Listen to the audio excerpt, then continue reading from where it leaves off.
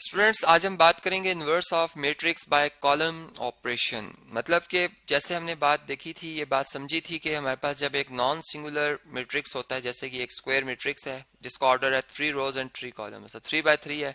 हमने इसका determinant find किया, देखा कि ये 0 नहीं है, 3 आया इसका आंसर। ठीक है, नॉन सिंगुलर है, इसका इन्वर्स एग्जिस्ट करता है।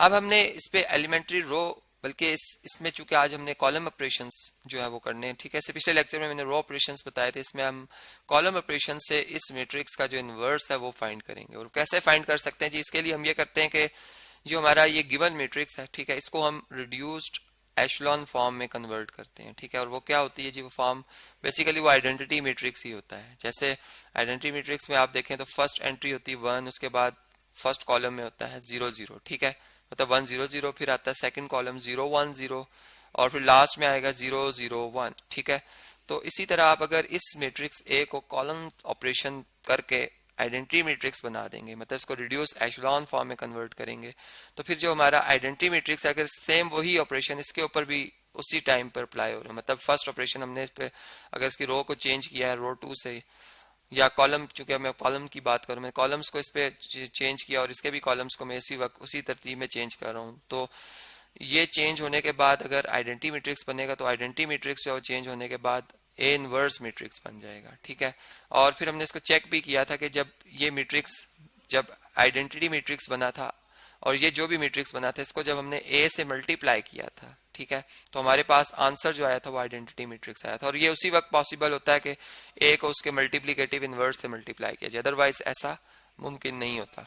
तो अब हम कॉलम ऑपरेशन की मदद से इसको दो मैट्रिक्स को आपस में पहले कनेक्ट करेंगे इस तरह से कि जो ए मैट्रिक्स का कॉलम है, ठीक है, वही आइडेंटिटी मैट्रिक्स का भी वही कॉलम, मतलब पहला कॉलम पहले से अटैच हो जाएगा। ठीक है, दूसरा कॉलम जो है वो यहाँ पर, दूसरा कॉलम जो है वो दूसरे से, और थर्ड कॉलम जो है वो थर्ड से आपने कनेक्ट करना है, जिसे हम ऑगमेंटेड मैट्रिक्स भी कहेंगे। ठीक है, तो हमारा जो ऑगमेंटेड मैट्रिक्स बनेगा वो कुछ इस तरह से होगा जी। चलें इसको यहाँ पर हम लिखते हैं 1 0 1। ठीक है, अब ये कनेक्ट हो रहा है, ये कनेक्टेड लाइन है, इसको डॉटेड लाइन भी लगा सकते हैं आप इस तरह से। मैंने कलर चेंज कर दिया ताकि हमें वो नजर आ जाए बजाहिर 1 0 0। ठीक है, फिर इसी तरह सेकंड जो हमारा कॉलम आ रहा है वो है 2 -1 0, और यहाँ पर आएगा 0 1 0। ठीक है जी, और इसी तरीके से यहाँ पर अगर आप देखें तो आएगा -1 3 2, और यहाँ पे आएगा 0 0 1। ठीक है, और ये इस तरह से ये मैट्रिक्स हमने कंप्लीट कर लिया। अब देखें इस पे, इसको बल्कि मैं यहाँ से कॉपी भी कर लेता हूँ, क्योंकि हम नीट एक शीट के ऊपर इसको लिखेंगे ताकि हम इसी के ऊपर ज़्यादा डिस्कस कर सकें। ठीक है जी, तो ये यहाँ से हमारे पास ये आ गया मैट्रिक्स।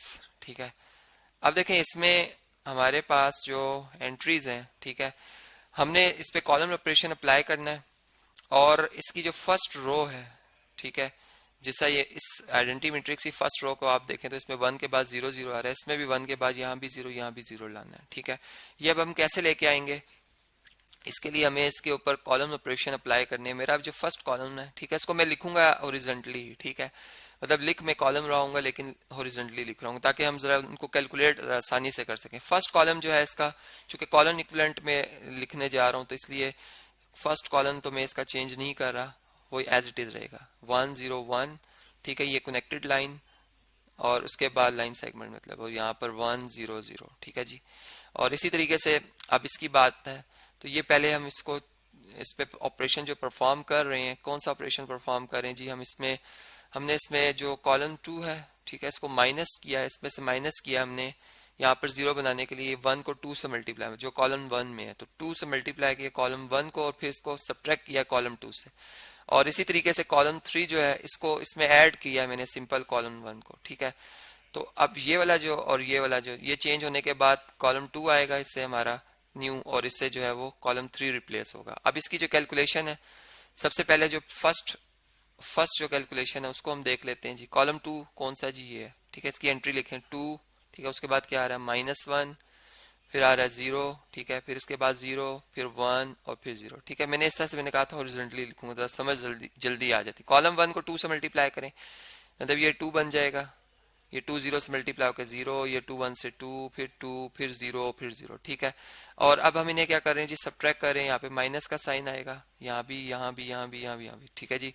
तो जो रिजल्ट आएगा हमारा, उसको चले मैं ग्रीन कलर में लिख देता हूँ यहाँ पर। ये हमारे पास आएगा जी 2 - 2 0, -1 0 में से माइनस करें तो -1 आता है, 0 - 2 -2, 0 - 2 -2, 1 - 0 1, 0 - 0 0, ठीक है। तो हमारे पास जो एंट्री चेंज होके आएंगी वो आएंगी 0, ठीक है। यहाँ पे आएगा -1, पे आएगा -2, यहाँ पे आएगा -2, यहाँ पे आएगा 1, यहाँ पे आएगा 0, ठीक है जी।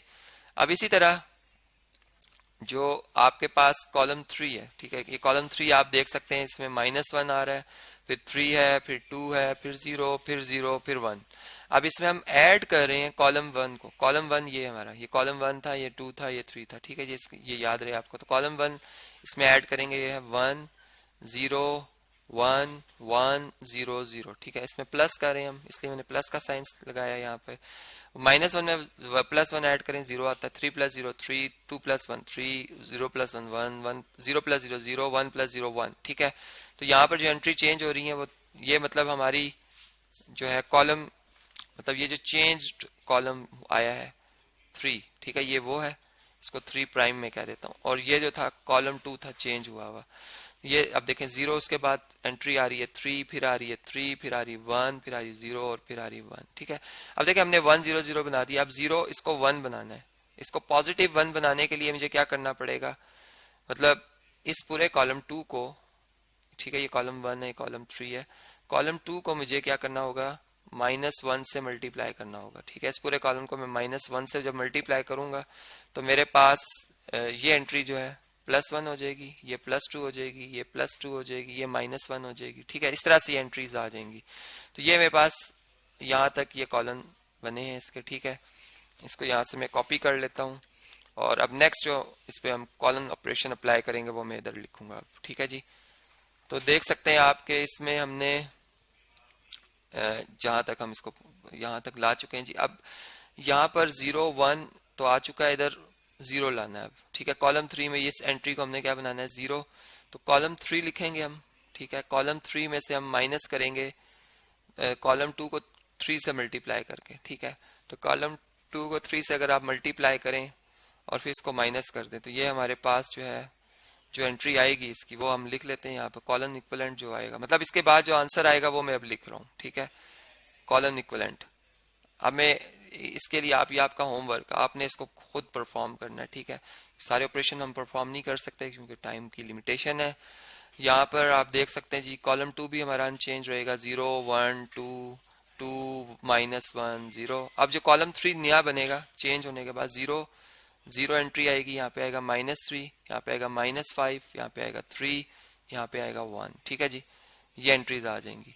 अब अगर हम मजीद इस पे और सिंप्लीफिकेशन इसको करना चाहते हैं तो अब हम, मतलब देखिए 1 0 0 0 1 0 0, इसको 1 बनाना है, सॉरी इसको 1 बनाना है, इस लास्ट एंट्री को, ठीक है। इसमें जो ये एंट्री डायगोनल, इसको हमने 1 बनाना है। पॉजिटिव 1 बनाने के लिए इसको हमें क्या करना होगा, इस पूरे कॉलम 3 को, ये कॉलम 2 है, ये कॉलम 1 है, इस पूरे कॉलम 3 को मुझे -1/3 से मल्टीप्लाई करना होगा, ठीक है। -1/3 से मल्टीप्लाई जब मैं करूंगा तो ये मेरा कॉलम जो है चेंज हो जाएगा और इसमें जो ये एंट्री है ये बन जाएगी चेंज होके, यहाँ पर मैं कलर चेंज कर देता हूँ। अब जो एंट्री चेंज होंगी, मतलब इसको 1/3 से, सारी एंट्रीज को मैंने जब -1/3 से मल्टीप्लाई किया तो ये एंट्री जो बन गई है वो मैं अब लिख रहा हूँ यहाँ पर। यहाँ पर आ जाएगा मेरे पास 1, ठीक है। यहाँ पे आ जाएगा 5/3, ठीक है। यहाँ पे आ जाएगा -1 और यहाँ पे आ जाएगा -1/3, ठीक है। अब देखें इस एंट्री को 0 बनाना है और इस एंट्री को 0 बनाना है हमने, इसके लिए कॉलम 1 और कॉलम 2 में चेंज आएगा, ठीक है। अब वो जो चेंज आएगा मुझे क्या करना पड़ेगा, इसमें मुझे कॉलम 1 में से कॉलम 3 को माइनस करना है, ठीक है। मेरे पास न्यू कॉलम आ जाएगा 1। मुझे कॉलम 2 में से पहले कॉलम 3 को 2 से मल्टीप्लाई करना है और फिर ये माइनस करना है इसे, तो मेरे पास सेकंड कॉलम चेंज आ जाएगा। तो जो मेरे पास कॉलम चेंज आएगा, जो न्यू फॉर्म बनेगी इस मैट्रिक्स की, वो अब मैं यहाँ पर लिख रहा हूँ। मेरे पास आएगा 1 0 0, ठीक है, 0 1 0, यहाँ पे आएगा 0 0 1, ठीक है, कनेक्टेड मैट्रिक्स। और यहाँ पर मेरे पास आएगा -2/3, -4/3, 5/3, ठीक है। यहाँ पे आएगा 1, यहाँ पे आएगा 1, यहाँ पे आएगा -1, ठीक है। यहाँ पर 1/3, यहाँ पे आएगा 2/3 और यहाँ पे आएगा -1/3। तो ये मेरा इन्वर्स मैट्रिक्स आ गया।